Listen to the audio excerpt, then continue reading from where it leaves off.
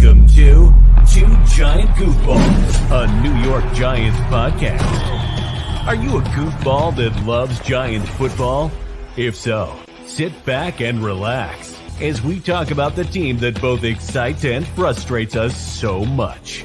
And now, here are your goofball hosts, Drew and Rob. Welcome, fellow goofballs, to Two Giant Goofballs, a New York Giants podcast. I am Drew, joined as always by... I'm Rob. Let's get the show on the road. We can't. It's not a mobile show. My stuff is not in the car. We can make it happen. No? Why don't we do with a road trip after the show? Let's do it after the show. Okay, fair enough. We're off to the road to Rhode Island.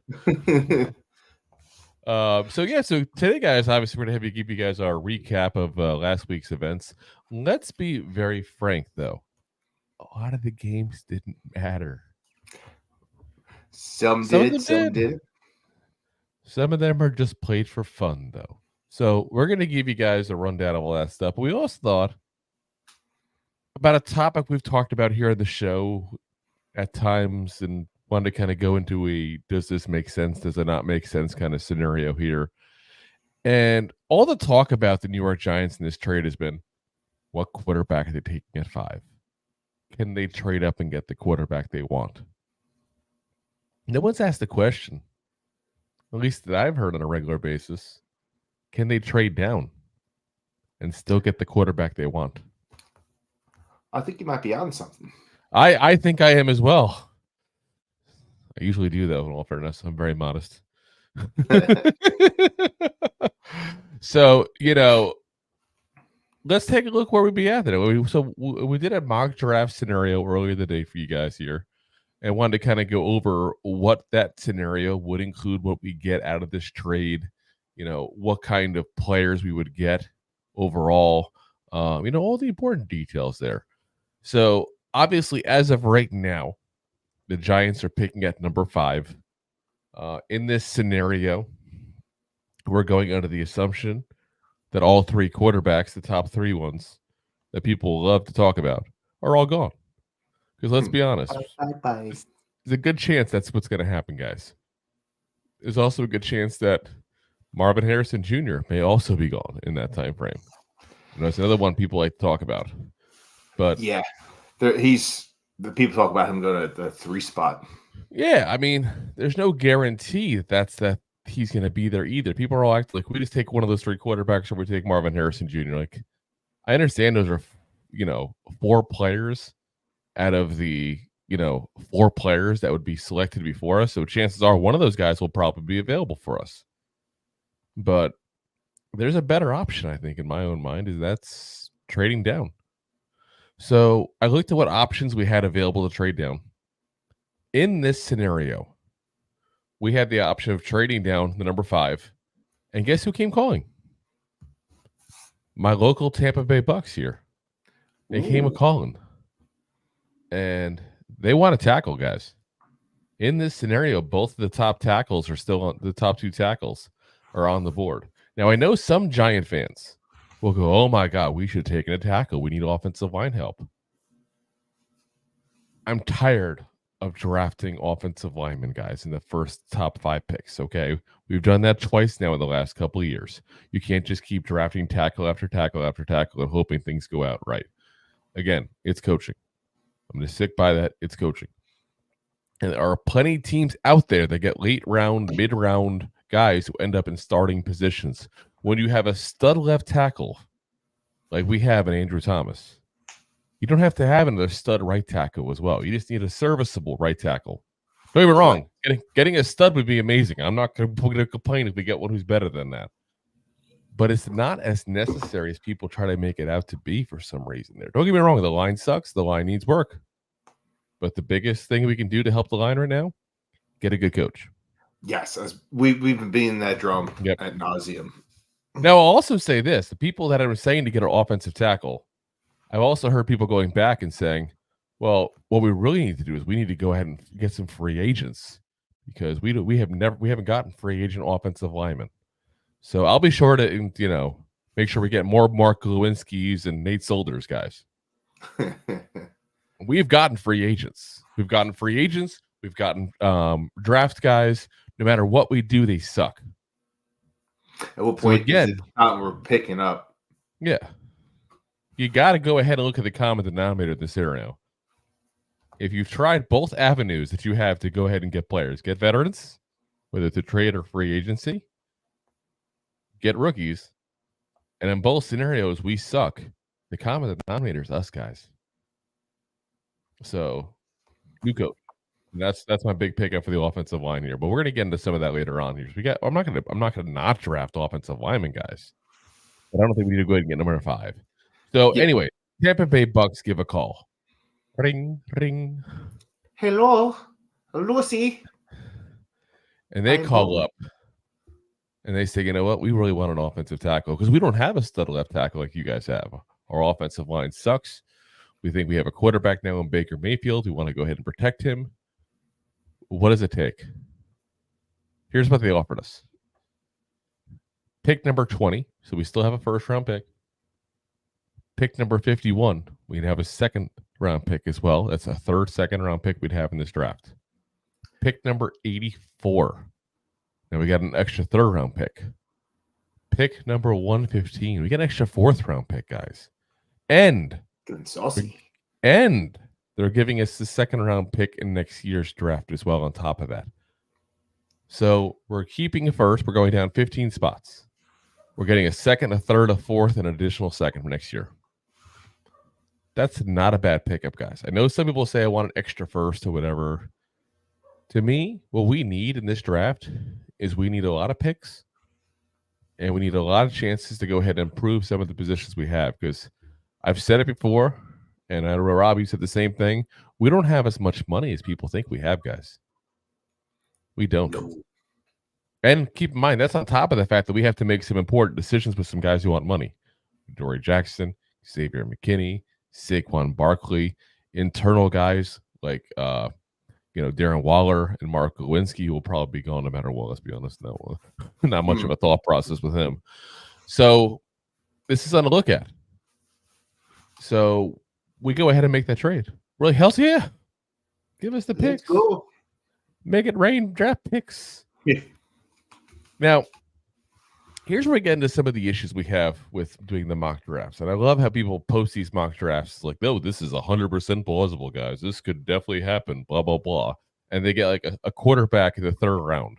Like, and listen, we did our first mock draft, and we ended up getting a quarterback in the second round. It was the early portion of the second round. And I still think that's a scenario because people do drop from time to time. But I want to keep it somewhat realistic. So I'm going to pick a guy who's the same quarterback we picked last time, even though it's much earlier than he would go in, I know, the mock draft, because I think this is a realistic position for where he will go in the realistic draft, if that makes sense. The mock draft is not the real world. No, and so people are going to grab who they like, but at the same time, look at Will Levis. He was supposed to go very high last year. Yeah, they thought mid-first round. That's what they thought. Mid-first round he would go. So, that's not where he went. No, he did not. As we got G Nation here watching. G Nation Inside Sports. What's up, man? What's up, G?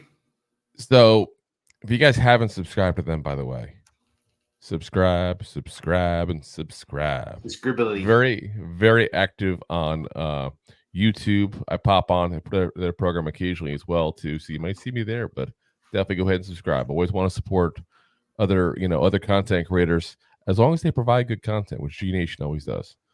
Always good listen. So anyway, in this scenario, so we already kind of gave it away.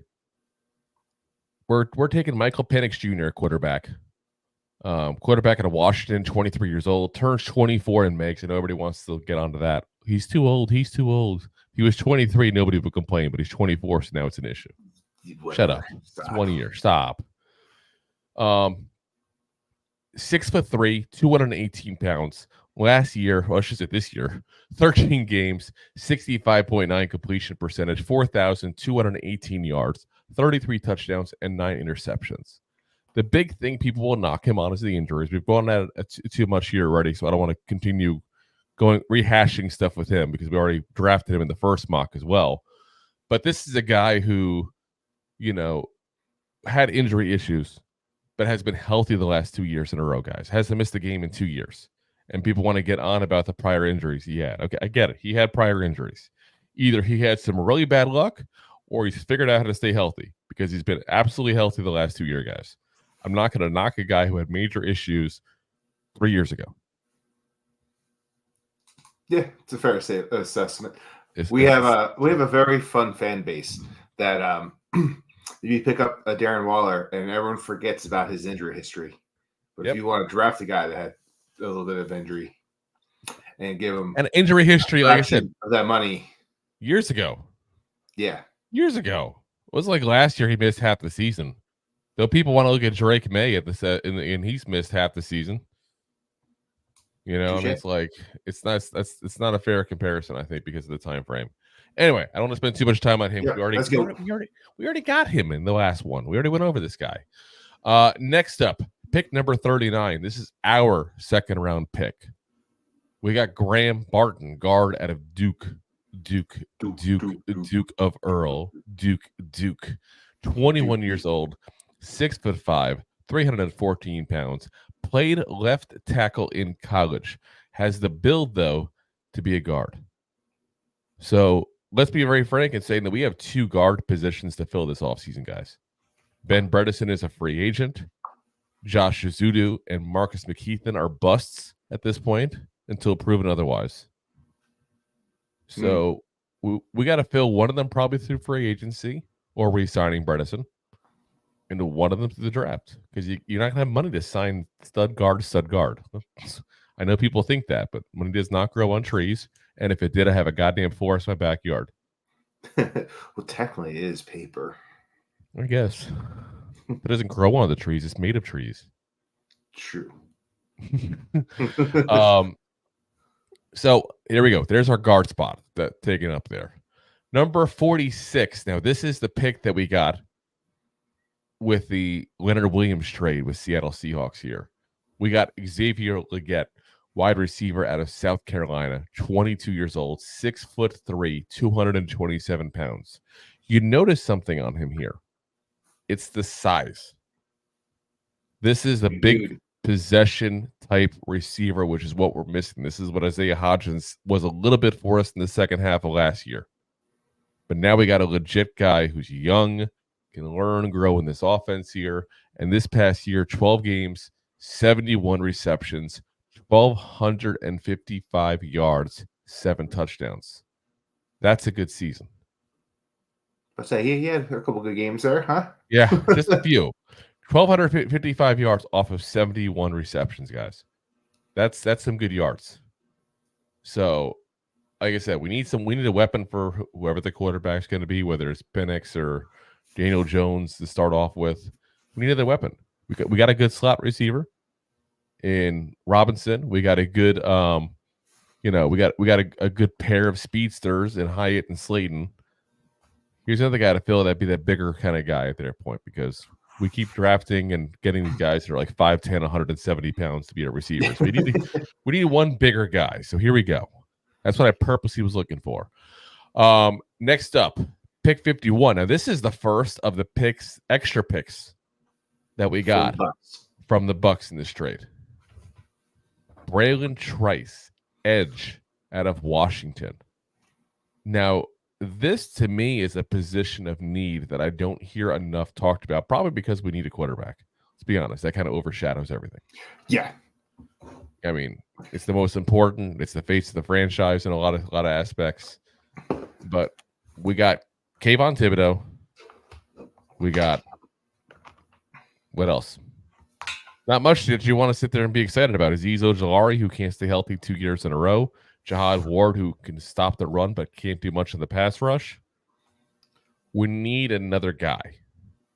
So, especially in the Wings offense. So, Wings defense here. So, 22 years old, 6'4", 260 pounds. Last year, 13 games, 41 tackles, 5 sacks, 8.5 tackles for loss. had 9 sacks the year before, in case somebody's wondering on the stat count there, because I know that's not exactly the highest sack total in the world. But the guy's got some pass rushing abilities there. All Pac-12 first team, All-American first team by PFF as well, not the AP, so people look at that as the main one. But PFF liked him that much, they put him in the All-American first team. So this is a guy that if you can get that kind of talent in the second round, keep in mind this, that the first round is the guys that have to make it. The second round guys, you want just to be a legit starter. That's what you're looking at. So second round pick for that kind of guy, I'll take that shot. Yeah, you take it. I'll buy that for $1. I'll buy that for $1. Next up, number 70, our third round pick here. Tyler Guyton, tackle out of Oklahoma. Now, one interesting bit on this guy is his age is a mystery to me, because I got to be honest. I wanted a tackle. He was there. That's who I took. I didn't look much further beyond that, because he was the only tackle left that was in that range to draft. Otherwise, I'd have been reaching for whoever's beneath him at that point. I don't like to ever reach in a draft. So I have no clue his age. If anybody has a comment, it's like, oh, he's too old or too young, whatever. I don't know. For whatever reason, Wikipedia, his college reference page, his draft profiles, all of them do not include his age. It's really weird. That's really funny. That is. I've never seen it before in a draft guy like that. 6'7", 328 pounds. Started at right tackle all last season for Oklahoma. Now, interesting I say that, isn't it? Right tackle. Who might need he's a junior. right tackle? Yes. So I got to assume he's probably, 22 around there. 21, 22. But yeah, you see what I'm saying? Nobody shows the age. It's weird, isn't it? Yeah, I'm trying to find it. It was bothering me. I spent like 15 minutes trying to find it. I was like, I'm screw it. I'm done. A third round pick. I'm not going to waste this much time. We're live. Let's go. But again, one of the things I've said forever is what I want to do is, whether it's through the free agency or the draft, I want to bring in someone to compete with Evan Neal. He's never had that. He's just been handed the last 2 years this right tackle job. We're going to make him earn it this year. We're going to give him someone to compete with. And that may piss him off. That may embarrass him. But frankly, talk about some whopper flippers. Yeah, I don't give a shit. He hasn't earned the right to be handed a job anymore. So a third round pick is another guy that you expect to be able to go in and start if necessary. I feel like the first 3 rounds are those rounds. So this is a guy that should be able to go in and start. And if he can't start, it's because Evan Neal beat him out. And that's what you really want in the end, because let's be honest, Evan Neal is your 7th overall pick. You want him to be the guy. And then you have a swing tackle. Young, third-round pick draft, so not costing too much money. There are worse things out there, guys. All right. Number 84. So, number 84 is another pick that we got in this trade with the Bucs. And Adoree Jackson probably sealed his fate Sunday. Let's be honest here with that missed tackle. But it was the writing was already on the wall anyway to begin with. He sealed his fate with the fans. I'll put it that way, where the fans will be less upset. But he's going to be gone next year, guys. He's probably not getting another contract with us. So, where'd you go, Rob? You have my face now on here. We lost your camera, and for some reason, you're me. That was weird. It's still that way. Oh, there you are. There you are. I'm back. Anyway, Adoree Jackson's going to be gone. Darnay Holmes will probably be gone. And if they sign him, it would be nothing deal with nothing major expected. So you're going to have Nick McLeod. You're going to have, Deontay Banks, Trey Hawkins, Cordell Flott. You need another corner, guys. And what you need is a guy who has the potential to start. You need a dude. A third-round pick always is going to have the potential to start. Now, the interesting thing, I'm not so sure we have the slot position filled, to be honest. So, the guy I'm about to name is a little bit of a smaller dude. but I'm okay with that because I think we can have help on the outside or the inside. Either one, we're fine because we'll move Cordell Flott to the outside, whatever. We have these options here. Plus, I still think we're going to pick up a guy in free agency as well. I still think they want one veteran at least in that room. So we got Kalen Carson, cornerback at a Wake Forest, 21 years old, 6 foot even, 190 pounds. So he's got the length. He just doesn't necessarily have the size. 11 games played last year, 42 tackles. Not much of an interception guy in his career. He's got 3 interceptions. So he fits the bill for replacing Adoree Jackson very well in that respect. That's about to say. But, in the end, all I care about is having a guy who can cover. That's what I care more about, the interceptions. Yeah. Let's be very frank. Interceptions are great. Dallas is obviously loving all their pick sixes this year. But that's something that I feel like some of it's a bit of luck. Listen, your job as a corner is not to let the receiver catch the ball. Granted, yes, if you could get the ball from him, that's a great little stat. But if the receiver's never getting the ball, you're doing your job perfectly fine.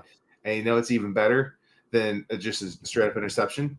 If they go 3 and out, you get better field position because you pick the ball off, halfway across the field.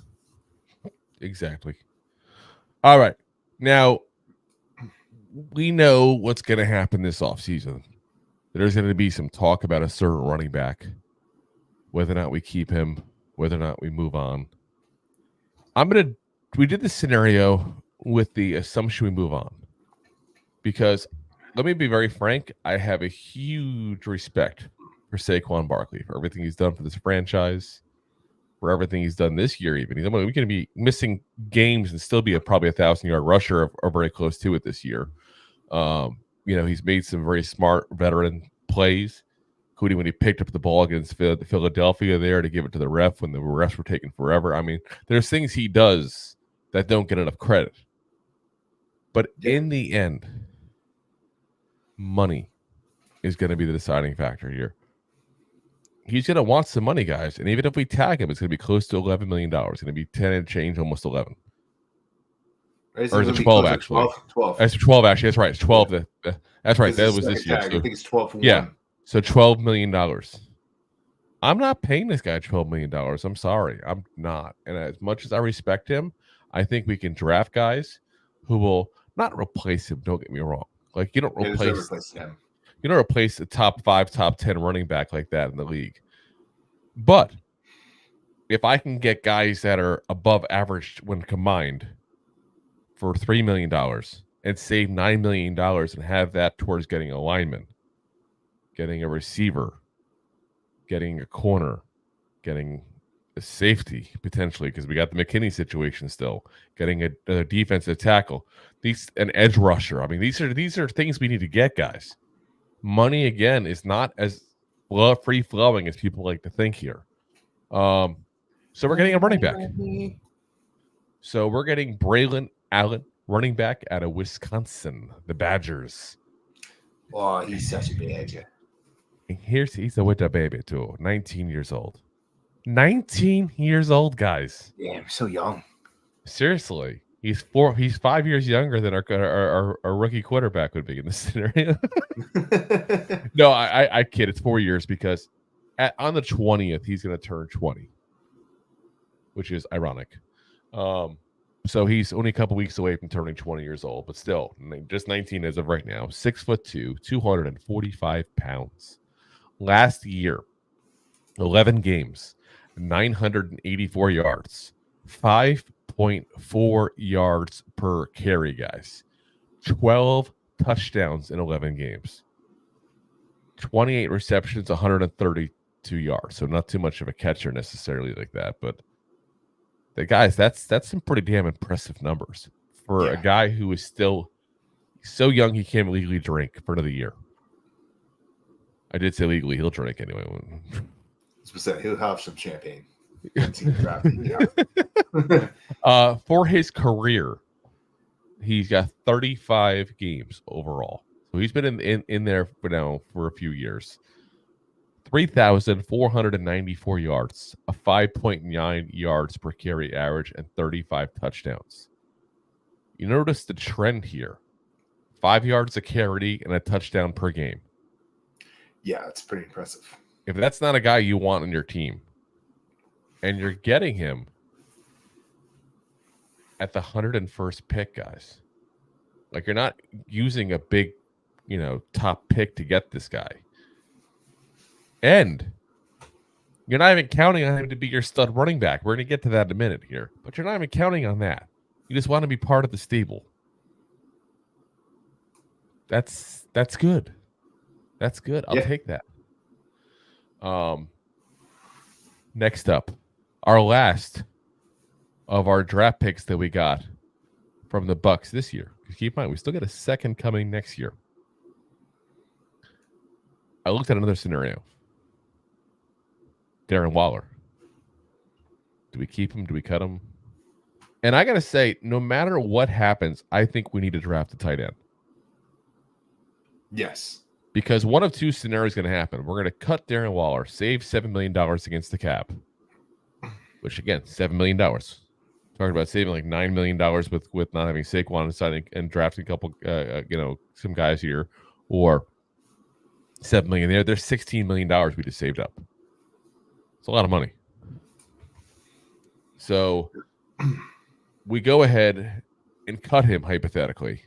Well, now you got Bellinger, you got Lawrence Cager who's coming off an injury, and that's all you got. You need a tight end. Or you keep him, you got him and Bellinger, you got Cager coming off an injury. You still need another guy. Yeah. Either way, you need a guy. Either way. So we got one. Brevin Spanford, tight end out of Minnesota. Oh, Minnesota. Don't you know? And listen, these are the kind of schools that for some reason breed tight ends like this. Like the Minnesotas, the Iowas, the, these like Cornhusker kind of places. I mean, not Nebraska itself, but, like these mid-America kind of like Big Ten teams. Like these are the ones that for some reason get these stud tight ends. So we got a guy here we'd have to develop. He is 23 years old already. Listen to the size of this kid. Dude's a monster. 6'7", 269 pounds. That's a pretty big guy. Now, he wasn't used much in the passing game.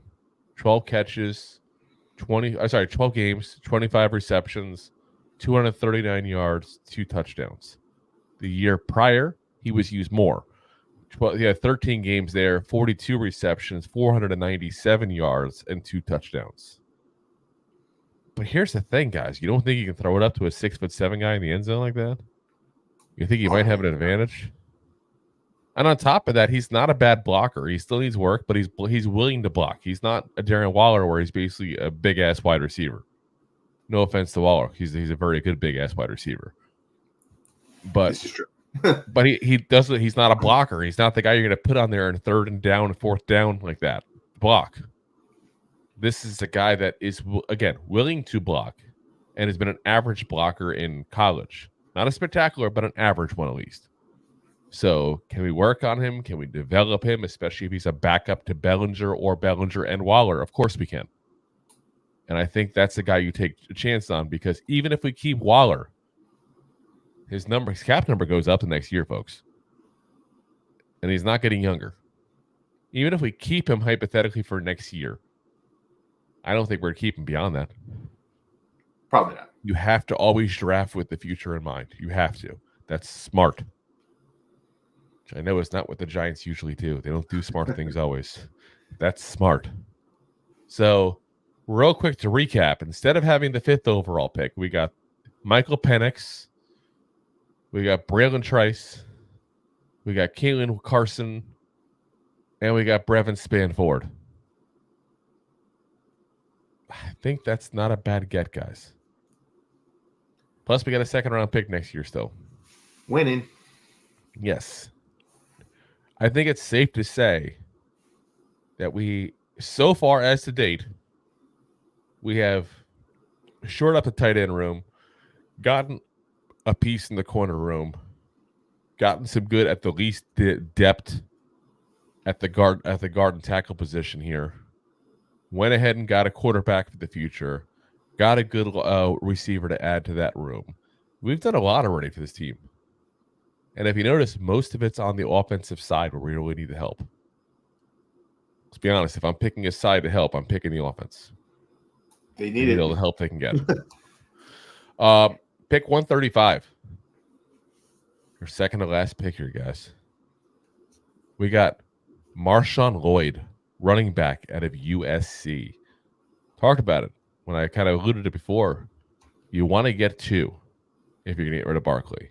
Now, you could do the option of getting a veteran and getting a rookie as well. That is also just as good. You know, you can get a running back committee going that way. I would prefer getting 2 young running backs. Hope you hit on one of them. And eventually have one of them be a stud. Because that's what happens sometimes. You get these guys, or sometimes like 3rd, 4th, 5th round guys that all of a sudden are really good. Just like Eric Gray. Yeah, Eric Gray was a wasted pick. You and I said it that night. Like, what the hell? Who? What? Why? Yeah. And Joe Shane already admitted he reached because he wanted a punt returner. I mean, I'll put it that's as close as to admission as you're going to get from a guy like that. Yeah. So don't make the mistake. Get an actual guy who can run the ball. It's too late to apologize. I mean, they'll bring Eric Gray into camp, but in my scenarios that I have going in my head, he's not going to be here next year. He's not good, or he'll be in the practice squad. Yeah, he'll be in the practice squad. At the very least. Anyway, Marshawn Lloyd, 22 years old, 5'9", 209 pounds. So he's a teeny little guy at times. But listen, that's been working. That's been working in the NFL right now. So last year, 11 games, 820 yards rushing, 7.1 yards per carry average, guys. It's pretty good. It's pretty good. And he's USC. It's not like he's like, playing for, East Alabama Polytech College of Mobile. Christian University. Like, yeah, you know what I mean? Like, he's still playing a big school that plays, while it may not be SEC opponents, but it's still Pac-12 and, big name schools he's playing on a consistent basis, 9 touchdowns, 13 receptions for 232 yards. Now, that was his one and only year he's worked with USC here. Before that, he was at South Carolina. Last year, South Carolina, 574 yards, 5.2 yards per carry, 9 touchdowns, 18 receptions for 176 yards, and 2 reception touchdowns. He's got only 291 career carries in college. This is not a guy who's been battered and bruised and beat up and used like crazy. He's got some tread on his tires. Yeah, this guy coming in with fresh legs. And talking a guy who averaged over 7 yards a carry this year. I mean, I get it. Caleb Williams is who the defense were trying to stop. Let's be very frank on that one. But that's still impressive. That's still pretty damn good. Yeah. So, again, I don't need him to do that in the NFL. That's not realistic to think he will. But if you could put Marshawn Lloyd and Braelon Allen together and have them be a one good 1-2 punch, one at 245 pounds, one at 209, so you can tell the difference of what kind of running backs these guys are. That's a good combo there. Yeah. Throw it a veteran, maybe you re-sign Breda one more year or something like that. Not a bad move, guys. It's a good trio. Veteran leadership, if you will. And you got fresh legs because you're to keep on swapping them in now. It's not like Saquon getting 99% of the carries.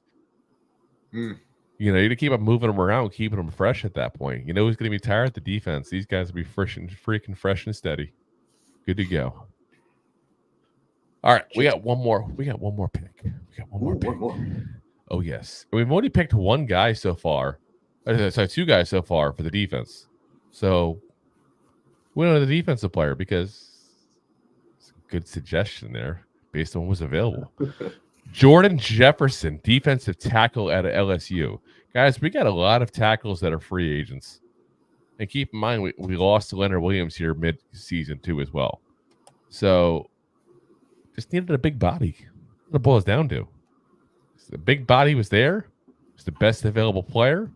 And we're going to need some big bodies. So 6'2", 298 pounds. Last year, 11 games, 34 tackles, 6 tackles for loss, 1.5 sacks. Transfer from West Virginia, where he played from 2019 to 2022. So he's had success at 2 different schools, including an SEC school. I'll take that kind of player late in the day and see what happens. Oh, yeah.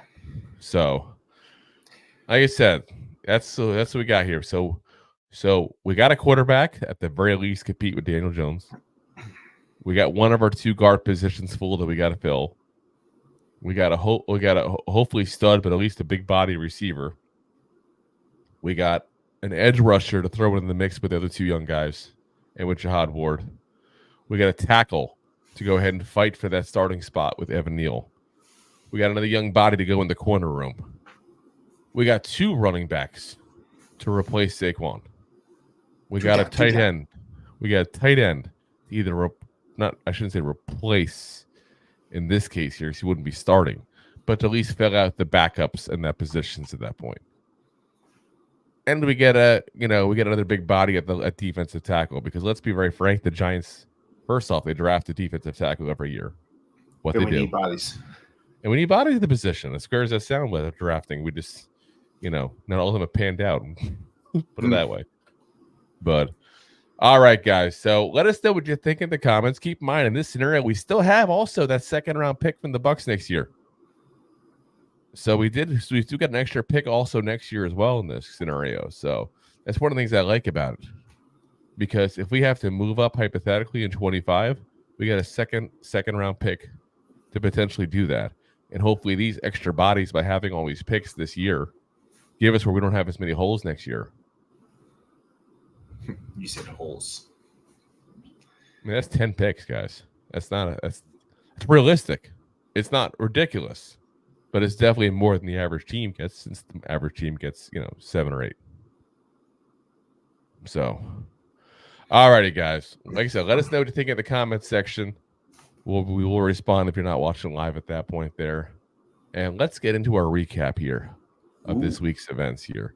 So, like I said, we're going to go with this a little quicker than we had in the beginning of the season, because, like I said, a lot of these games don't matter. We'll give you guys some thoughts on some of them. I'm sure I'll interrupt Rob will interrupt me, and we'll most likely that's what we do every show. Probably more me interrupting, because that's what I do. I'm rude. It's the jersey. It's the jersey in me. I can't help myself. All right. Thursday night football. Let's start her off here. Thursday night with the Jets at the Browns. The battle of the team that should have signed Flacco and the team that did. Because Flacco apparently was waiting for the Jets to call, and they never called. He's like that girl left at the phone waiting for the guy to call. Back when people only had landlines, they didn't want to leave the house, so they missed a call. That doesn't happen anymore thanks to cell phones. Thank God girls can leave the house now. The Browns win 37-20 in a game that was pretty much over from the get-go. Yeah, they hit the over on that game's number at halftime. Yeah, it was crazy. Next up. All right. Saturday night. You got the Lions going to Dallas. Saturday. Lions going into Dallas. Playing the Lions. The Lions going to Dallas to play the Lions. The Lions versus the Lions matchup. The Lions versus the Lions. It's a lot. Who would have thought they'd have an inter-squad scrimmage game mid-season in Dallas? Lions play the Cowboys. Cow pukes. There you go, Connor. Dallas wins in a very controversial way. Some say it's the ref's fault. Some say it's the ref's fault. Some say I'm saying it. I'm saying it's the ref's fault. I'm saying it too, which would also gave the Cowboys their first loss at home. But it didn't go that way. The Cowboys win 20-19 against the Lions. Yeah. So for those who missed it, the Lions had a chance to tie up the game. And this is the very end of the game here. And instead of doing that, they're like, fuck it. They're going to go Dable style. They're going to go for the win. So Dable does too. So I'm going to call it Dable style. what they get a play going, takes a second unwind. Goff throws the ball, 2-point conversion gotten. Offensive lineman, I forget his name, number 68, though. The numbers become very important in the story later on. Number 68 catches the ball. Penalty flag. Ineligible receiver. Now, if you watch the videos, and this video's going all over the place, viral, the all 22 tape of it and everything, you'll see 68 and number 70 both walking up to the ref, him barely turning around to look at them, and then walking over to the defense. Now, for those who don't know how this whole process works, because let's be honest, unless you played football, you just go, okay, someone declared as a receiver, move on. The way this process works, if you're an extra lineman, but you're popping in as a receiver, you have to go to the ref and say, hey, I'm eligible. So that's literally all you have to do. I'm eligible. And as long as you're lined up in a proper way, you're okay. So then the ref goes, okay, number 68 is eligible. We go to the defense. Hey, number 68 is eligible. Now, the defense now knows this is an eligible receiver, so there's no unfair advantage. So in this scenario here, he went and told the defense number 70 is eligible. Now, number 70 was not lined up as a valid receiver. So it was double issues with the way this thing was set up based on what the ref said. Now, the ref says number 70 is the one who claimed to be an eligible receiver. The players obviously are sitting there telling us all that number 68 is the one who said that. And again, if you look at the video, look at the videotape. Number 68 was right there. I find it hard to believe that one of them didn't correct the other one if one of them said the wrong thing. I really find it very hard to believe. I think personally what happened, and I hate to make this kind of accusation, but the videotape is what makes me think what's going on, is I think both of them went to the referee. The referee didn't stop, process it, and move on.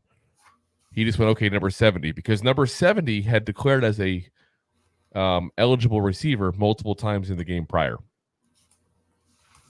So I think he just went right back into like, okay, the 70s again, the receiver. He's doing it again, yeah. Yeah. And listen, we all make mistakes. I'm not trying to badger and kill the guy for it. I'm not a Lions fan. If I was the Lions fan, I'd probably have a different reaction. But yeah, so in the end, the Lions should have won this game. They lost it because of, at least in my mind, a referee issue. Though the referee, like I said, all the officiating crew still says that they didn't make a mistake. But I'll say what's interesting is the NFL downgraded this refereeing staff and took them off the postseason. Oh. That's an interesting part of this because that tells me something happened somewhere. Or they just want to save face and say, oh, we punish these people. It could be that too. Who knows? Keep in mind, though, the refs have a union. So you can't just do whatever you want with them. You have to have valid reasons for doing it. Or else they had the union people come in. I mean, keep in mind, remember a couple of years ago, they were on strike and all. So it's a legit union. It's not like the players' union that just lets the owners do whatever they want. Oops, did I say that out loud? Yeah. Whoopsie daisy. Weak ass players' union. It is. Let's be honest here. They make nothing compared to what some of the other people make. Look at the freaking $500 million freaking salaries that the guy in the Dodgers just signed and everything like that to throw a ball and swing a piece of wood around every so often. These guys are like the most popular sport, making boku bucks at that point there, and they can't even. Some of these guys can't even make $5 million a year. Are you kidding me? Ridiculous. Anyway, I'll get off my soapbox. Get off your soapbox, kid. Let's go to Sunday. Anyway, yes, Lions should have won. They didn't win because in the end, they replayed the 2-point conversion.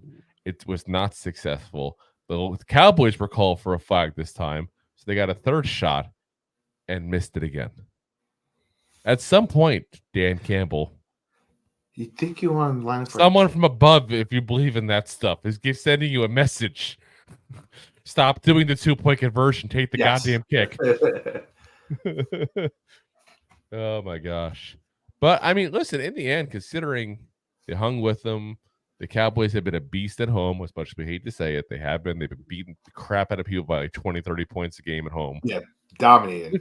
Good game by the Lions still. I know they want to hear it, but it's a good game by them still. All right. Yes. Next up, speaking of good games, Dolphins at the Ravens. What a lot of people thought was going to be like another preview of a potential postseason matchup. Well, yeah, no. Cowboys. The Ravens win 56-19, guys. They are freaking destroying teams lately. You want to talk about a team in a hot streak going into the postseason? Woo! It's them Ravens. Woo! I looked over. I saw the TV as I was watching Giants game. I'm like, oh, Dolphins are up 7-0. Huh. It's like I would assume the Ravens were going to win. And then I saw 7-7. I'm like, that's about right. And then boom. Hey, Dolphins are limping into the playoffs too because they were in control of the AFC East. So this week, the Dolphins and the Bills, who we'll get to in this next game here, are going to play the very last regular season game of the season on Sunday Night Football, and the winner wins the division. Yep. Because remember where we're at a month and a half ago with how dominant the Dolphins looked and how bad the Bills looked? You remember like a month ago that I said that? Well, listen, we'll see. The Dolphins, unfortunately, just been limping for their sake. Jalen Waddle's hurt. Bradley Chubb's now out for the year. I mean, Phillips is out for the year, so they've lost both their two big pass rushers. I mean, it's just, listen, injuries happen. Tell us we're Giant fans. We'll tell you where to shove your injuries. Talk to us when you're on your 4-string tackle. Yeah. Anyway, next up, go for it, Rob. Next up, you got the Patriots going in playing the Bills. It is a divisional game. The Patriots kept it a little close, but there's no hope for them. Bills win 27-21. Yeah, it's definitely closer than I would have thought that game would have been. It just, like I said when we were talking about the pre-show, talking about our spread divisions. It's just a divisional game, and they've always played the Bills well, but the Bills have had their number.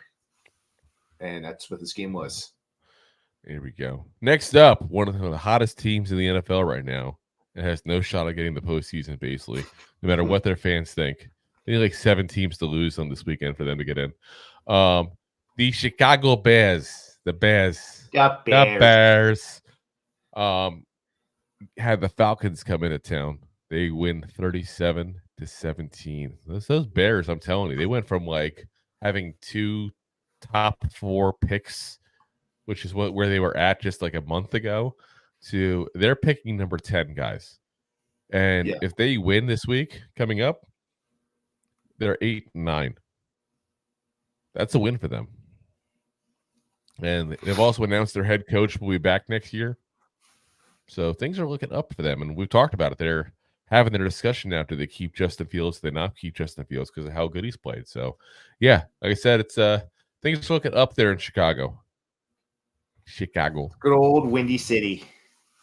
Oh, yes. Talk about a lackluster game that no one wants to talk about. You had the Titans going into Houston. Ooh. Just saying. Texans did exactly what they needed to do. They stomped on the Titans. It was 26-3. It wasn't even fair. Meant to be a pun? Yes. I thought so. I see what you did there. But yeah. I mean, this game still mattered. I mean, CJ Stroud. It matters for the Texans, not for the Titans. No, but CJ Stroud came back, so it mattered for them there.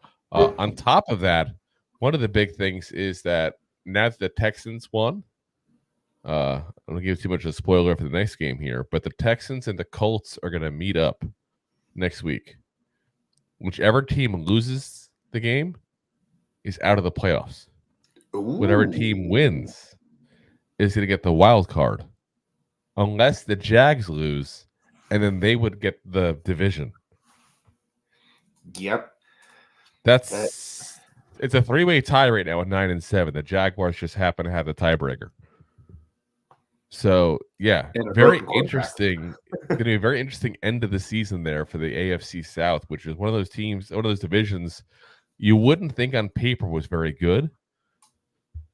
when you got 3 teams above 500 in this kind of NFL, the way this let's be honest, there's not a lot of dominant teams in this NFL. This is one of those rare years you can go like there's 5 or 6 teams from either conference that can go and win the Super Bowl.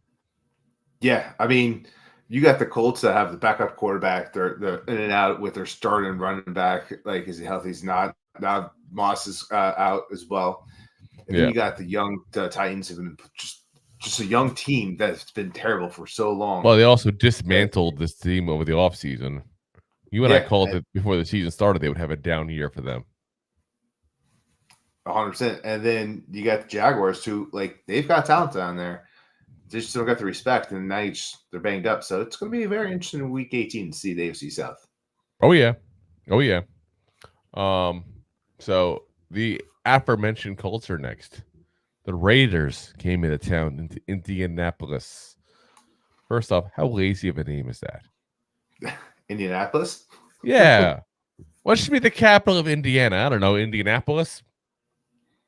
I thought Indianapolis was the name of a Native American band. Is it? Is it? So. I'm being a jerk now? Wow. No, I was thinking like Metropolis, Indianapolis. You know what I mean? Like, it's a thing. Yeah, okay, that's funny. I mean, like I said, majority of the states over there are named after tribes and bands of Native Americans. Okay, so I had to look it up now because you said that to make sure I'm not a jerk. So Indianapolis is derived from pairing the state's name, Indiana, means the land of the Indians, or simply Indian land, with the suffix polis, which is the Greek word for city. So yes, they went the lazy route.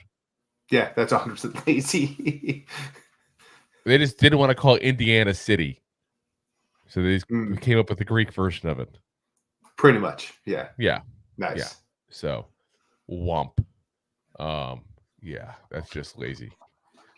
Anyway, the Colts squeak out a win there against the surging Raiders, who've been playing obviously a whole lot better since they fired their shitty coach. Who would have thought that Josh McDaniels be a bad coach? 23-20 there. That's Antonio Pierce being a great coach is fantastic. Honestly, I think they might give him a shot. I think they should. I don't know if they will, but he might have a hit. Depends on their options, honestly. I'd have an interview with him. I took their options and whoever you think your best is. Definitely. So now that'd be a sound, good advice to do. So therefore, but it's also not what the Raiders will do because it's the Raiders. It's also the Raiders. Chucky will mess it up somehow. Always does. All right, up next you have the Panthers going into Jacksonville playing them Jaguars. The Jaguars. The spread on this was 7. It should have been more. Should have been closer to like 27 because Jaguars win 26 to the Panthers. Well, 27, the Jaguars wouldn't have covered technically. No, but the Jaguars have. I'm sorry that the Panthers have not been playing good. The Jaguars got lucky, even though they won. They looks like they dominated. They're still injury restricted, and if they were healthy, this could have been like a 41-0. Oh yeah, this was like ridiculous how overblown this whole. I mean, but I think the Jaguars just put their foot off the gas because they just didn't give a damn who was done. So next up, a game you might have heard the results on: the Rams at the Giants. Ooh, I wonder what happened there. But if you are wondering, go back to our prior episode. We did the recap of the game there. Rams win 26-25. In a way, we talked about it. The Giants won. We blew a lot of chances. Should have won the game, but in the end, we didn't, which I'm happy about because we kept our draft position. Yeah, whoop whoop. Draft. Next up, and another game, the game of the birds. Boom, boom, boom. You get the Cardinals. Yeah, that was about the bird. The bird. Drew, you were calling me crazy for this, and when I was talking Eagles fans, they all call me crazy. But the Cardinals win 35-31 against the Philadelphia Eagles. I call you crazy all the time. This is true, and I ignore it half the time. So only half. But the Birds, we see what I did there. The Eagles were favored by 10.5 points in this, and just got shellacked against a team that's played this division very well. But at least we get the over on that one, right? Yes, well, listen, we got it. We got the points too. Then I think you and I went for Cardinals with the spread. Yeah, I think so. I know I definitely went with Cardinals with the spread, and I know I definitely went over. I'm pretty sure you and I both got that, at least part of it right. So we did something right. Yay. Yay. Next up, we got the 49ers at the Commanders. And who would have thought? I know this will be a shocker to some of you guys, but the 49ers won. I know I'm in shock. Yeah. 49ers 27, Commanders 10. And has anybody else seen the ridiculousness of how bad things have gotten in DC? Like the season starts and everybody's like, "Oh, Sam Howell, he's going to be legit. He's looking good." Here's his day. Said no one. No, he did look good for a while. For a while, he was like top 5. Oh, he did look good, but it started weird. The start of the season didn't name him the starter until like 2 weeks prior. I know that part of it, but it was pretty obvious who's going to be. Here's his numbers in the day, guys. If you're trying to go, are the Commanders going to look for a quarterback in this draft? Yes, they are. Why? Yes, they are. Sam Howell, 17 of 28, 169 yards, 1 touchdown, 2 interceptions. You don't have to watch the game to know we had a bad day. How many sacks? I can look it up. 1. Huh. Not so bad for him. Yeah, no, it's not so bad at all for him. But yeah, I mean that's really, really bad, guys. So especially since he didn't take a single get a single yard rushing either. So it's not like he did anything on with his legs. He had one carry for -1 yards. Brutal. So yeah, I think it's safe to say the Commanders will be getting a quarterback. Yeah. I think it's safe. All right, next up. Up next, we had the Saints going into your local area, the Tampa Bay Buccaneers. Oh, yes. The Bucs were favored by 3, but the Saints won by 10, 23-13. Mr. Carr had his jazz hands ready, and Baker did not look so hot. Yeah.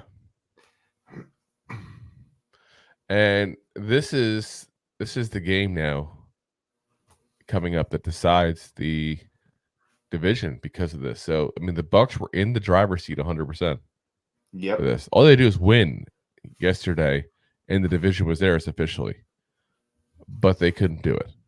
So now instead, they got to win next week. And if they win next week, they're automatically the division winner at that point there. Now, you might go, who are they going to have to play against? This is a very crucial game. Well, guess what, guys? They're playing the freaking Carolina Panthers next week. So I'm pretty safe to say the Bucs will win the NFC South. They'll be 9-8, so at least they'll be above 500. So we shall see, because I mean, that's something, I guess. They're above 500. So, yeah, that's bad. Then we got the Saints. Let's say hypothetically the Bucs don't win.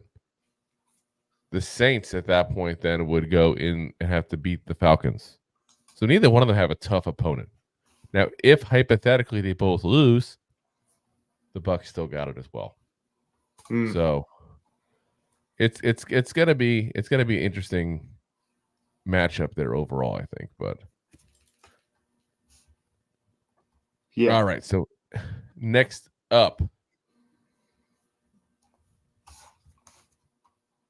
we got. Sorry, my screen's messing up here for some reason. Well, next you got the Steelers that went into Seattle to play them Hawks. In a surprising fashion, Steelers look good on the road. I was just going to say good. They look better. Maybe it's a Canada problem. Maybe they're too close to Canada. I don't know. But the Steelers win 30 to the Seahawks' 23, with the Seahawks being the favorite in this game coming in for obvious reasons. So Is Geno healthy? Is Walker not that healthy? I don't know, but their playoff chances are just about dunzo. Yeah. And, basically as a Giant fan, we have to kind of hope for that, because by them being dunzo, you know what happens though? So we get a better picko. Ooh. Yeah. All about the pick. About that pick. No trouble. Oh yeah. About the pick.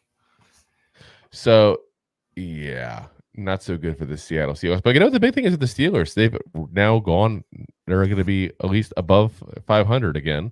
So they've once again completed another season of having a winning record. Not necessarily winning, I shouldn't say. They were 500 last year, but not a losing record. Yes, they've never had a losing record under Mike Tomlin, which it seems like he's been the head coach for like 70 years. So I mean, it feels like it. Kudos to them. All right, guys, real quick. So we got a couple games here still to go over. But before we do that, we still got to pay the bills. Let's pay the bills. Pay them bills. Enjoying the show? Looking for more goofball action? Consider a membership at buymeacoffee.com/2giantgoofballs. Memberships start at just $5 and give you additional goofball access. One-time support payments also available starting at just $3. buymeacoffee.com/2giantgoofballs. All righty. We got, like I said, just a couple more games to go here. First up, we got the Bengals at the Chiefs. The Bengals here. Talking about two teams that have underperformed this year. One because of injuries, one because of lack of talent around their quarterback.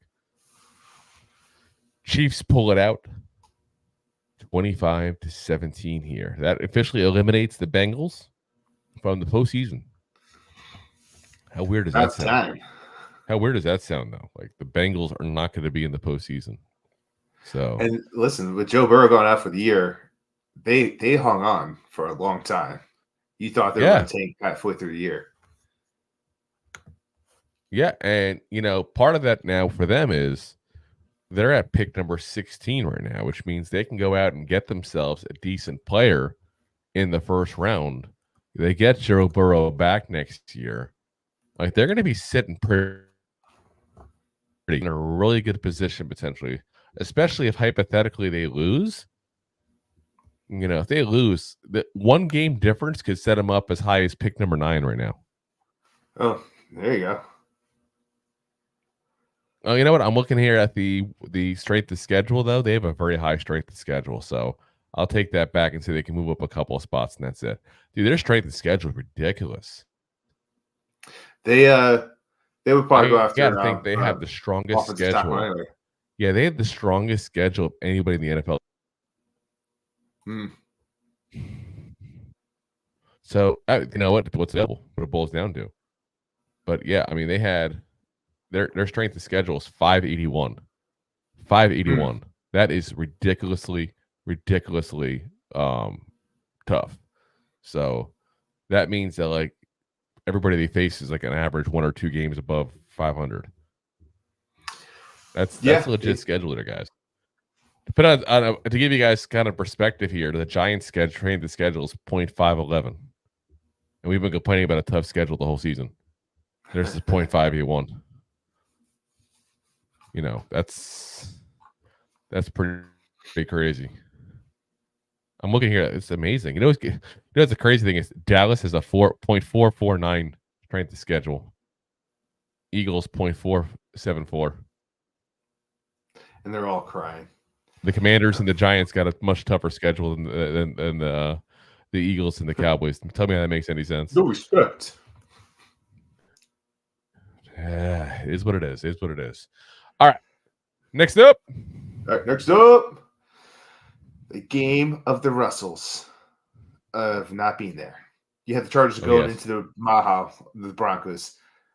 The Broncos squeaked out a win with their backup quarterback because obviously we talked out nauseum last week about Russell Wilson getting benched for this game. Which, by the way, I've heard there was talks about a threat from the Players Association over this whole thing too. Oh, that's interesting. I haven't heard anything. And I had heard that, and they said because of the fact that were trying to get him to move his money, to not get rid of it, that they don't think anything was illegal and there will be no lawsuit over it. So as usual, the Players Association, no huevos. Yeah. Run it back. For those who are unaware what huevos means, it's Spanish for balls. For eggs. Yeah. They gotta be the weakest player union in all of freaking pro sports. I'm sorry. That's just absolutely pathetic. Like, you got benched so they didn't have to pay you. Not because of how you're playing, but because they didn't want to have to pay you. They want to be able to cut you in the offseason. That's some bullshit. Yeah. So, sorry, I'm still pissed. I'm still pissed. Go on with the game. Oh, I was saying the Broncos won. They squeaked it out 16 to the Chargers 9. It was the battle of the backups. Somebody had to win. Someone had to win. That's what it was. Then we end it with a very, very important game. And that's the Packers and the Vikings. Because this game actually decided who won this week between me and Rob. That's the only reason it was important. Otherwise, we give a shit. Unless you're a Viking, you're a Packers fan. I don't know. Packers shellacked them 33-10. Changed quarterbacks again. It's like the Vikings can't just go with one quarterback and just stick with it. You don't know who they want to start. Yeah, they have no clue who at all. It's really sad. It's like, just pick somebody already, guys. Pick a quarterback. Stick with that quarterback. Instead they had Nick Mullins, who took over for Jaron Hall. So I'm surprised they didn't just throw in freaking another quarterback for the hell of it. What's his name from the Josh Dobbs? Throw him in there for the hell of it. Let him throw a couple times too. Maybe somebody will have success. But yeah, it's just, that's another team that's going to be interesting to keep an eye on as we talk about teams that need quarterbacks, because that's the team that needs a quarterback, guys. And they got Kirk Cousins. He's going to be gone at the end of the year potentially. It's funny as Connor just put that. Wonder if they re-sign Kirk Cousins. I mean, they made this. Now, what's interesting? The organization kind of already came out at the beginning of the year, last year, that they pretty much talked about they're not going to renegotiate with them. Just that once it's over, it's over. Hey, thanks for the ride. Now, what's interesting though is, and I got to look at the Viking schedule, see if it was their last home game, if they play home, this week or not. But how they do the skull chant, and I don't pretend to know everything about the skull chant here, but they do a big chant. They blow a horn, and some guy sits out there and revs up the crowd before the game. Yeah, they call the skull chant, SKOL. When you see that with the Vikings, that's what they're talking about. So, guess who did the chant this week? Who was it? Kirk Cousins. Ooh. Him and his kid both went out there topless. Kind of like, remember when they were topless? They had with what's his name? Ryan. Remember when Ryan Fitzpatrick, when he got injured his last season, he went to a Bills game with no shirt and everyone was freaking out like it was the coolest thing ever. It was kind of like that kind of moment, but except they're in a dome, so it was very easy. So Kirk Cousins sitting there doing the thing, going and revving up the crowd and stuff like that. And I gotta wonder if it's already been decided that he's done, and that was their way of letting him say goodbye to the fans. Because I did look it up to verify that was the last home game. They're playing at Detroit this week. That's interesting. Maybe. I mean, honestly, if that's the case and that was already the plan ahead of time, that's a classy move by the organization, really, to give him a chance to say goodbye to a fan base he's been around for, 5 years now, I want to say? I'd have to look it up. I think 4 years. Yeah, I mean, it's been a while. That's for sure. 1, 2, 3, 4, 5, 6 years. 6 years. 6 years. Damn. Yeah, he's been in the year 12 years now. So 6 years with the Commanders, 6 years with the Vikings now. So yeah, I mean, legit guy. He's just not the guy that's going to get you over the hump. That's the problem. But I really thought that that was a good spot though to do that. Give him a chance to say goodbye to the fans. That's classy. So, that's the moves that people look, by the way, Yeah, that's the move that people look at when they go ahead and go, where should I go? Do you go to a team that does a classy move, like let a quarterback say goodbye to the fan base and style? Or do you go to the one that benches you so you don't have to pay you money? Yeah. Then right now, if I had to decide between Denver and Minnesota, they're both cold. I'm going to be miserable either way. I'm going Minnesota. At this point. Just saying. So, alrighty. Well, hold on. All of a sudden, Connor's going crazy in the comment section here. Hold on. He says, Penix just threw IS and then ran it in for a touchdown. We're not watching that game, so I got to think he's saying he went to go fake a pass. Long bass. Okay. Yeah, like I said, I like Penix. I'm going to rewatch this game. We had to do this, obviously, but I want to rewatch this game when it goes on for us to watch again there. He also said, I love how they have a huge bull on the field in middle cage, Texas Longhorns. Weighs 2,000 pounds. Maybe we get it to run the ball for us if Saquon leaves. Yeah, there we go. So, all righty, guys. So that's our last game here. We have one more recap left of the regular season. Ooh. We're going into the last week of the year, guys. It's the final weekend of the regular season. It is time for the postseason. Yeah. So we're not going to be. We got plenty of action still to talk about. It's just no more Giants after this week, that's for sure. So, like we said last episode, there we will keep you guys in the loop. Don't you worry, we will keep on going here. Same as we did last off season, we'll be on 3 times a week, probably at the very minimum. Some weeks you may go go 4th or 5th, even. Like we did 5, but then we had like the week of the free agency last year. We just kept on going till the signings dried up, basically.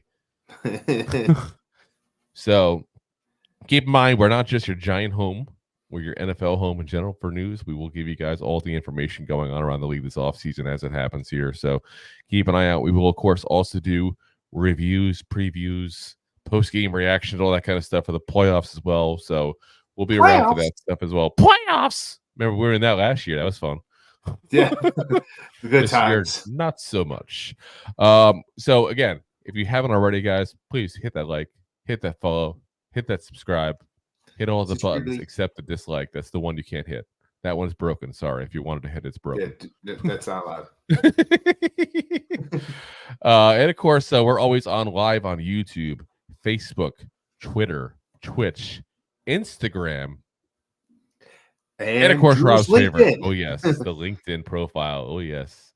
And as always, we are available the next day, typically the next day on Apple Podcasts, Spotify, iHeartRadio, Amazon, Google Podcast, every single audio podcast pretty much known by mankind there. So if we're not on the one you're listening to, you're on the wrong one, guys. Switch up. And if you're on multiple, just subscribe and all of them. We appreciate it. Thank you in advance. As always, Giant fans, we will see you guys again Wednesday night for our last picks episode here, guys. Because like I said, next week we'll start doing a pick/preview episode for all the different postseason games coming up here. So appreciate you guys listening in as always. We got plenty of options where to get all your Giants news from, and you chose these 2 goofballs. So we appreciate it. We questioned your sanity over it, but we do appreciate it. As always, Giant fans, go G-Man! Go G-Man! G-Man! And the masters of the universe. Thanks for listening to 2 Giant Goofballs, a New York Giants podcast. We appreciate your support. If you made it this long, you must have enjoyed it. So I am sure you have followed us on all the social media platforms. Of course, you have subscribed to the show on your favorite app as well and given us a top rating. Right? Right? Right? Thank you to those who have signed up for our silver gold levels of membership at buymeacoffee.com/2giantgoofballs.